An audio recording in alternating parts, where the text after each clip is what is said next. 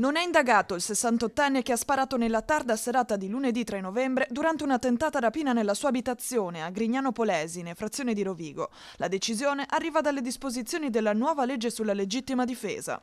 Dalle prime ricostruzioni della squadra mobile, una banda composta da 2 o 3 malviventi ha fatto irruzioni armate con il volto coperto nella casa dell'uomo.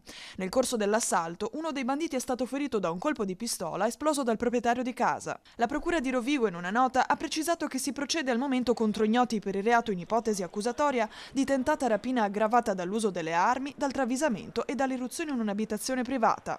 La polizia ha già ascoltato il proprietario dell'immobile e alcuni testimoni, mentre proseguono gli accertamenti sui filmati delle telecamere di sorveglianza della zona per identificare i responsabili.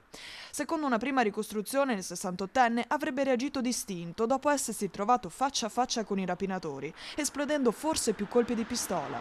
Uno dei malviventi sarebbe stato colpito e ferito, anche se al momento non risultano persone ricoverate con ferite d'arma da fuoco negli ospedali del territorio.